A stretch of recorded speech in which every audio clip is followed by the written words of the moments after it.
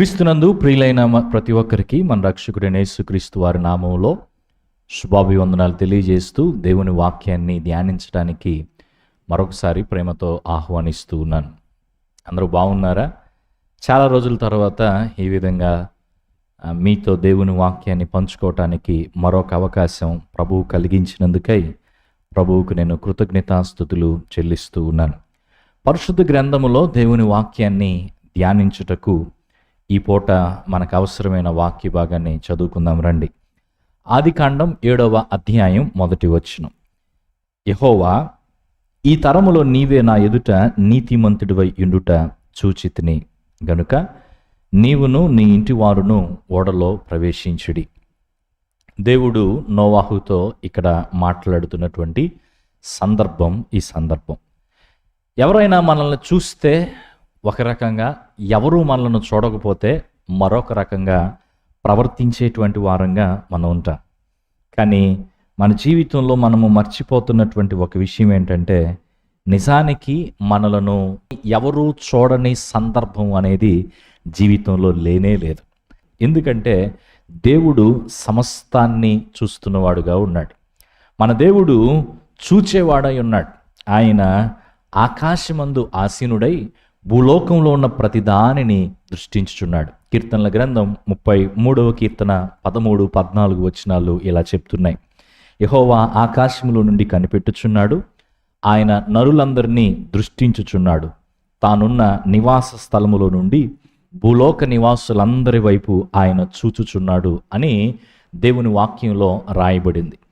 So దేవుడు చూచేవాడై ఉన్నాడు. అయితే ఆయన ఏం చూస్తున్నాడు? ఆయన చూస్తున్న వాటిని బట్టి మనం ఏం చేయాలి? మనము మన జీవితాల్లో వేటిని చూడాలి? దేవుడు చూసినప్పుడు ఏం చేస్తాడు అనే విషయాలు మనము ఈ దినము అర్థం చేసుకోవడానికి, ఆలోచించడానికి ప్రయత్నం చేద్దాం. ఈ వచనంలో మనం ఏం గమనిస్తున్నామంటే, దేవుడు నోవాహు నీతిని చూచినట్లు మనం చూస్తూ ఉన్నాం. ఈ వచనంలో దేవుడు నోవాహు నీతిని చూసినట్లు మనం చూస్తున్నాం. అయితే ఈ వచనానికంటే ముందే నోవాహు నీతిని చూచిన దేవుడే గడిచిన కాలంలో చూచిన మరికొన్ని విషయాలు మనం గుర్తు చేసుకుంటే, ఆదికాండం 1వ అధ్యాయం 4వ వచనం మనకు చెప్పే సత్యం ఏంటంటే, దేవుడు మన పనితీరును చూచేవాడై ఉన్నాడు. వెలుగు మంచిదైనట్టు దేవుడు చూచెను, దేవుడు వెలుగును చీకటిని వేరుపరచెను. వెలుగు మంచిదైనట్టు దేవుడు చూచెను అంటే, వెలుగును సృష్టించినటువంటి దేవుడు, వెలుగు కలుగునుగాక అని పలికిన దేవుడు, వెలుగు దాని పని అది చేయడానికి దాని స్థానంలో ఉంచిన దేవుడు వెలుగు యొక్క పనితీరును చూస్తూ ఉన్నాడు. ఇక ఆ అధ్యాయం అంతట్లో మనం గమనిస్తే, దేవుడు తాను సృష్టించిన ప్రతిదాని పనితీరును చూస్తున్నాడు. అవి ఎలా పనిచేస్తూ ఉన్నాయి, తాను కోరుకున్న రీతిలో అవి పనిచేస్తున్నాయా లేదా అని దేవుడు పరిశీలిస్తున్నవాడై ఉన్నాడు. ఈ మాటలు వింటుండగా మన జీవితం వైపు కూడా మనం ఒకసారి చూసుకుంటే, మనము ఉంచబడిన స్థితిలో ఏ పని అయితే దేవుడు మన చేతిలో పెట్టాడో, ఏ పరిచర్య దేవుడు మన చేతిలో పెట్టాడో, ఏ ఉద్యోగాన్ని దేవుడు మన చేతిలో పెట్టాడో, ఏ డిపార్ట్మెంట్ను దేవుడు మన చేతిలోకి అప్పగించాడో, దాని విషయంలో మనం ఎలా ఉన్నామనేది దేవుడు చూస్తున్నాడు. ఎవరూ చూడట్లేదని మనం కొన్ని పనులు చేస్తాం, ఎవరూ చూడట్లేదని కొన్నిసార్లు మనం నిరాశపడతాం, ఎవరూ చూడట్లేదని కొన్నిసార్లు విచ్చలవిడిగా ప్రవర్తిస్తాం. కానీ వాక్యం మనకు గుర్తు చేయాల్సిన విషయం ఏంటంటే, దేవుడు చూస్తున్నాడు. ఎవరూ చూడట్లేదని నిరాశపడద్దు, ఎవరూ చూడట్లేదని విచ్చలవిడి ప్రవర్తనకు తావివ్వద్దు. దేవుడు సమస్తాన్ని చూస్తున్నాడు. మనము పనిచేస్తున్నటువంటి తీరును ఆయన చూస్తున్నాడు. ఇది మనలో మార్పును కలిగించాలి, గ్రహింపును తీసుకురావాలి. దీనిని బట్టి మన జీవితాన్ని దిద్దుకొని ముందుకు నడిచే వారమై ఉండాలి. రెండో విషయం, ఆదికాండము 2వ అధ్యాయం 19వ వచనంలో రాయబడిన మాటను మనం గమనిస్తే, దేవుడైన యెహోవా ప్రతి భూజంతువును ప్రతి ఆకాశ పక్షిని నేల నుండి నిర్మించి ఆదాము వాటికి ఏ పేరు పెట్టునో చూచుటకు అతని యొద్దకు వాటిని రప్పించెను అని రాయబడింది. దేవుడు భూజంతువుల కంటే, ఆకాశ పక్షుల కంటే మనకు ఆయన అధికమైన జ్ఞానాన్ని, తెలివిని ఇచ్చాడు. దేవుడు మనకిచ్చినటువంటి జ్ఞానాన్ని బట్టి, అధికమైన తెలివిని బట్టి మనం ఎలా ప్రవర్తిస్తున్నాం అనే విషయాన్ని దేవుడు చూస్తున్నాడు. ఆయన మన జ్ఞానాన్ని మనం వినియోగించే విధానాన్ని దేవుడు చూస్తున్నాడు. ఇప్పుడు చూడండి, మనిషికి దేవుడిచ్చినటువంటి జ్ఞానము మనిషి ఎలా ఉపయోగిస్తాడు అనేది మనిషి కలిగి ఉన్న మనస్తత్వం మీద ఆధారపడుతుంది. మనిషికి దేవుడిచ్చిన జ్ఞానాన్ని ఉపయోగించి మంచి కార్యాలు చేసే మనుషులు ఉన్నారు. మనిషికి దేవుడిచ్చిన జ్ఞానాన్ని ఉపయోగించి చెడ్డ కార్యాలు చేసేటువంటి జ్ఞానులు ఉన్నారు. వారు జ్ఞానులే, కానీ వారి జ్ఞానాన్ని చెడ్డ కార్యాలకు ఉపయోగిస్తూ ఉన్నారు.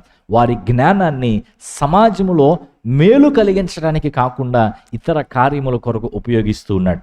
ఈ వాక్య భాగాన్ని బట్టి మనం గ్రహించాల్సింది ఏంటంటే, ఆదాముకు దేవుడు జ్ఞానం ఇచ్చాడు. భూజంతువుల కంటే, ఆకాశ పక్షుల కంటే ఎక్కువ జ్ఞానమే ఇచ్చాడు. అయితే ఆ జ్ఞానాన్ని ఆదాము ఎలా ఉపయోగిస్తున్నాడు లేదా ఎలా ఉపయోగించాడు అనేది చూడడం కోసము, ఎలా ఉపయోగిస్తాడో చూడడం కోసము ప్రతి భూజంతువును, ఆకాశ పక్షిని ఆదాము యొద్దకు తీసుకొచ్చాడు అని మనం ఇక్కడ గమనిస్తూ ఉన్నాం. కాబట్టి మన జీవితంలో దేవుడు మనకిచ్చినటువంటి జ్ఞానాన్ని మనం ఎలా ఉపయోగిస్తూ ఉన్నాం? దేవుడు మనకిచ్చిన ప్రతి దాని ద్వారా మనం దేవునికి మహిమను తీసుకొచ్చే వారమై ఉండాలి. మీరేమి చేసినా దేవుని మహిమ కొరకు చేయండి అన్నాడు అపోస్తులైన పౌలు కొరింథీయులకు రాయబడిన మొదటి పత్రిక 10వ అధ్యాయం 31వ వచనంలో. భోజనమైనా పానమైనా దేవుని మహిమ కొరకు చేయండి అన్నాడు. ఆ మాటకు వస్తే, ప్రభువు మనకిచ్చినటువంటి ప్రతిదీ కూడా దేవుని మహిమ కొరకే ఉపయోగించే వారమై ఉండాలి. ప్రభువు మనకిచ్చినటువంటి జ్ఞానాన్ని ప్రభువు మహిమార్థమై మనం ఉపయోగిస్తున్నామా ఆలోచన చేసుకుని, నా జ్ఞానాన్ని నేను ఎలా ఉపయోగిస్తున్నానో దేవుడు చూస్తున్నాడు అన్న స్పృహ కలిగి మన జీవితాన్ని మనం కొనసాగించుకునేటువంటి వారమై ఉండాలి. మూడవది, దేవుడు ఏం చూస్తున్నాడంటే, ఆదికాండం 6వ అధ్యాయం 5, 6 వచనాలు. నరుల చెడుతనము భూమి మీద గొప్పదనియు, వారి హృదయం యొక్క తలంపుల్లోని ఊహ అంతయు ఎల్లప్పుడూ కేవలము చెడ్డదనియు యెహోవా చూచి. మనుషుని పాపాన్ని దేవుడు చూస్తున్నాడు. సీక్రెట్గా జరిగినటువంటి సిన్, సీక్రెట్గా రహస్యముగా జరిగిన పాపమైన దేవుని కన్నులకు మరుగై ఉండలేదు. దేవుని కళ్ళు అవి కప్పలేవు. మనుషుల కళ్ళు కప్పి ఉండొచ్చు, మనుషులకు అవి తెలియకపోవచ్చు, కానీ గాడ్ నోస్ ఇట్. దేవునికి అది తెలుసు. దేవునికి మనము ఎంత మన యొక్క అంతరంగ స్థితి కూడా దేవునికి తెలుసు. లోకానికి ఏం తెలుసు అంటే, ఈ పై రూపం తెలుసు, ఈ ముఖం తెలుసు, ఈ మాటలు తెలుసు, కానీ అంతరంగ స్థితి తెలియదు. మన లోపల ఉన్నటువంటి ఆలోచన తెలియదు, మన యొక్క ఊహలు తెలియదు. కానీ మన అంతరంగంలో ఉన్నటువంటి ఆలోచనలను, ఊహలను చూస్తున్నటువంటి దేవుడు మన దేవుడు. సో ఆయన చూసి ఏం చేశాడు? 6వ వచనం చూడండి. తాను భూమి మీద నరులను చేసినందుకు యెహోవా సంతాపము నుండి హృదయములో నొచ్చుకొనెను. దేవుడు చూస్తున్నటువంటి దేవుడు, ఆయన చూసిన ప్రతిసారి ఏదో ఒక స్పందన ఉంటుంది. పనితీరును చూసి సంతోషపడ్డాడు. ఆదాము దగ్గరికి జంతువులు నడిపించినప్పుడు ఏం చేస్తాడో చూద్దాం అన్నట్టు ఆదాము దగ్గరికి దేవుడు నడిపించడం జరిగింది. ఇక్కడ నరుల చెడుతనమును చూచి దేవుడు బాధపడ్డాడు. దేవుడు మన వైపు చూస్తున్నాడు కనుక మనం ఏం చేయాలి? మనము దేవుడు నిషేధించిన వాటి వైపు చూడకుండా ఉండటానికి జాగ్రత్త పడాలి. ఆదికాండం 3వ అధ్యాయం 6వ వచనాన్ని మనం గమనిస్తే, స్త్రీ ఆ వృక్షము ఆహారమునకు మంచిదియు, కన్నులకు అందమైనదియు, వివేకమునిచ్చు రమ్యమైనది ఉండుట చూచినప్పుడు ఆమె దాని ఫలములలో కొన్ని తీసుకుని తిని తనతో పాటు తన భర్తకును ఇచ్చెను, అతడు కూడా తినను. ఆలోచన చేయండి. హవ్వ ఏం చేసిందంటే, దేవుడు దేని మీదైతే దృష్టి పెట్టవద్దన్నాడో, దేని జోలికైతే వెళ్ళొద్దని చెప్పాడో దాన్నే తాను చూసింది. ఈ పండు జోలికి వెళ్ళొద్దన్నాడు, ఈ చెట్టు జోలికి వెళ్ళొద్దన్నాడు, మీతో నా సహవాసం మంచిగా కొనసాగాలంటే ఈ విధంగా మీరు ఉండొద్దన్నాడు. కానీ హవ్వ మాత్రం దాని మీదనే మనసు పెట్టుకుంది. మాటలు వింటున్న ప్రియ సహోదరి సహోదరుడా, దేవుడు చూస్తున్నాడు. అయితే మనం ఏం చూస్తున్నాం? నిషేధించిన వాటి వైపు చూస్తున్నామా? దేవుడు వద్దన్న వాటి వైపు చూస్తున్నామా? దేవుడు వద్దన్న వాటి మీద మనసు పెట్టుకుంటున్నామా? ఆలోచించాలి. అంతేకాదు, దేవుడు మన వైపు చూస్తున్నాడు కనుక దేవునికి కోపం రేపేటువంటి వాటి వైపు మనము చూడకుండా ఉండటానికి జాగ్రత్త పడాలి. ఆదికాండం 6వ అధ్యాయం 2వ వచనాన్ని చూస్తే, దేవుని కుమారులు నరుల కుమార్తెలు చక్కని వారని చూచి వారందరిలో తమకు మనస్సు వచ్చిన స్త్రీలను వివాహం చేసుకొండ్రి. చూడండి, ఏం చూశారు వీళ్ళు? నరుల కుమారులు, దేవుని కుమారులు, నరుల కుమార్తెలు చక్కని వారిని చూసి, సామెతల గ్రంథంలో ఒక హెచ్చరిక ఉంది మనకి, దాని చక్కదనము యందు ఆశపడవద్దన్నాడు. కొన్ని చక్కదనాల యందు మనం పెట్టుకునేటువంటి ఆశ దేవునికి మనపై కోపమును కలిగిస్తూ ఉంది. దేవునికి కోపం రేపే వారంగా, దేవునికి కోపము రేపే చక్కదనములను కోరు కొనని జీవితము మనం కలిగి ఉండాలి. కారణం, దేవుడు మనలను చూస్తున్నాడు. ఆయన మెచ్చే రీతిలో మన పనితీరు ఉండేటట్టుగా, మన యొక్క జ్ఞానాన్ని మనము వినియోగించే వారంగా ఉండుటకు జాగ్రత్త పడాలి. దేవుడు నీతిని చూస్తున్నాడు, దేవుడు పాపాన్ని చూస్తున్నాడు. కనుక నీతి వ్యర్థం అనుకోవద్దు. ఈ లోకంలో బ్రతకాలంటే ఇది నీతికి రోజులు కాదు, మంచికి రోజులు కాదు అని చెప్పొద్దు. దేవుడు చూస్తున్నాడు. మనుషులకు అవసరం లేకపోవచ్చు మన నీతి, లేదా మనుషులు మన నీతిని గౌరవించకపోవచ్చు, నీతిమంతులకు మనుషులు విలువ ఇవ్వకపోవచ్చు, కానీ నీ నీతిని ప్రభువు చూస్తున్నాడు. నీతికి ఇది రోజులు కావని చెప్పుకుంటూ పాపాన్ని సమర్థించుకునే జీవితం మనం కలిగి ఉండకూడదు. పాపాన్ని సమర్థించుకొనటానికి ఆలోచన చేసుకునే వారంగా మనం ఉండకూడదు. దేవుడు మనల్ని చూస్తున్నాడు. చూసిన ప్రతిసారి ఆయన ప్రతిఫలం ఇస్తాడు. నీతికి ఖచ్చితంగా ప్రతిఫలం ఉంది. ప్రతి మంచి పనికి ఖచ్చితంగా ప్రతిఫలం ఉంది. మంచి పనిని మనుషులు నోటీస్ చేయకపోవచ్చు, మనుషులు గ్రహించకపోవచ్చు, కానీ ప్రభు గ్రహిస్తాడు. ప్రభు చూస్తున్నాడు. ప్రభు ఖచ్చితంగా నీ మంచికి ప్రతిఫలము ఇచ్చేటువంటి వాడై ఉన్నాడు అనే గ్రహింపు కలిగి, నిరీక్షణ కలిగి ముందు కొనసాగే వారమై ఉండాలి. అంతేకాదు, దేవుడు మనలను చూచినప్పుడు ఆయన దృష్టికి నేను ఎట్లుంటాను? దేవుడు మనలను చూసినప్పుడు ఆయన దృష్టికి మంచిగా కనబడే వారంగా మనం ఉండాలి. ఆయన హృదయము నొప్పించని జీవిత విధానాన్ని కలిగినటువంటి వారంగా మనం ఉండాలి. దేవుడు మనలను చూచినప్పుడు మన భవిష్యత్తును దీవెనకరంగా మార్చుకోగల ప్రవర్తన కలిగిన వారమై మనం ఉండాలి. ప్రభు అది కోరుకుంటున్నాడు.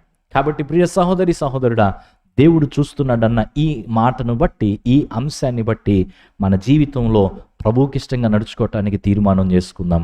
మన ప్రవర్తన దిద్దుకోవటానికి తీర్మానం చేసుకుందాం. ఆయన యందు భయము కలిగి, ఆయనను బట్టి భయము కలిగి మన యొక్క ఆలోచనలను, ప్రవర్తనలోను, మాటలలోను, మన యొక్క సంబంధ బాంధవ్యాల్లోనూ, అన్ని విషయాల్లోనూ జాగ్రత్తగా నడుచుకోవటానికి తీర్మానం చేసుకుందాం. పాపమునకు తావివ్వక, దేవునికి వ్యతిరేకమైన వాటికి తావివ్వక, నిషేధించిన వాటి వైపు చూడక మన యొక్క కన్నులను జాగ్రత్త పరుచుకునేటువంటి వారంగా మనం ఉందాం. అంతేకాకుండా మన నీతిని ప్రభు చూస్తున్నాడన్న విషయాన్ని జ్ఞాపకం ఉంచుకొని, మనుషుల్ని నీతిని గుర్తించకపోతే, మనుషులు నిన్ను ప్రశంసించకపోతే, మనుషులు నీకు ప్రతిఫలం ఇవ్వకపోతే, వీళ్లకు నేను ఎంత చేసినా వ్యర్థమని భావించి చెడుగా ప్రవర్తించడానికి తీర్మానించుకోక, నీ మనస్సును ఆ విషయాల్లో కఠినపరుచుకోక, ప్రభు చూస్తున్నాడు గనుక ప్రతిఫలం ఇస్తాడు అన్న ఆ ధైర్యాన్ని పొందుకొని నిరాశను వదిలి నీతి కలిగి జీవించుటకు ముందడుగు వేయి. దేవుడు ఖచ్చితంగా నీ నీతిని మరిచిపోక నీకు మేలు చేసేటువంటి వాడై ఉంటాడు. కాబట్టి ఈ మాటలను బట్టి మనము దేవుని సన్నిధిలో, దేవా నన్ను చూస్తున్నందుకు నీకు వందనాలు, ఎవరూ చూడని నా జీవితాన్ని నువ్వు చూస్తున్నావు, నీకు వందనాలు, నా నిరాశను నువ్వు చూస్తున్నావు, నా యొక్క దిగులును, విచారాన్ని చూస్తున్నావు, నా నీతిని చూస్తున్నావు, నా మంచిని చూస్తున్నావు అని దేవుని వైపు మనం చూస్తూ దేవుని స్తుతిద్దాం. అంతేకాదు, దేవా నువ్వు నన్ను చూస్తున్నావు గనుక ఇది వరకు ఎవరూ నన్ను చూడట్లేదు అనుకొని నేను ఎలాగెలాగో బ్రతికేశాను, నన్ను క్షమించండి, కానీ నువ్వు నన్ను చూస్తున్నావు అన్నటువంటి ఈ అంశాన్ని ఈ పూట నేను జ్ఞాపకం చేసుకొని నీకిష్టమైన జీవితాన్ని జీవించటానికి నేను ప్రయత్నం చేయాలని తీర్మానం చేసుకుంటున్నాను. నా తీర్మానాన్ని స్థిరపరచమని మనం దేవుని సన్నిధిలో వేడుకునేటువంటి వారమై ఉందాం. ఈ మాటల ద్వారా దేవుడు మీతో మాట్లాడితే, దేవుని సన్నిధిలో నాతో పాటు ఆయనను స్తుతించడానికి, మీ యొక్క జీవితంలో దేవునికి స్థానం ఇచ్చి ఆయన కోరిన రీతిలో జీవించుటకు మీ తీర్మానాన్ని తెలియపరచడానికి ప్రార్థనలో ఏకీభవిస్తారా? ప్రార్థన. పరిశుద్ధుడైన తండ్రి, జీవము కలిగిన దేవా నీకు స్తోత్రాలు. శ్రేష్టమైన నీ మాటలు మా ఎదుటికి మరొకసారి మీరు తీసుకొచ్చినందుకు స్తోత్రాలు. మా జీవితంలో సమస్తము ఎరిగిన దేవుడుగా మీరున్నారు. అన్నిటినీ చూస్తున్నటువంటి దేవుడుగా మీరున్నారు. మనుషులు చూడని వాటిని మీరు చూసేవారై ఉన్నారు. మా జీవితంలో ప్రభువా, మీరు చూచి మౌనంగా ఉండేవారు కాదు, కానీ ఖచ్చితంగా మీరు చూస్తున్న ప్రతిదానికి ప్రతిఫలం ఇచ్చేవారై ఉన్నారు.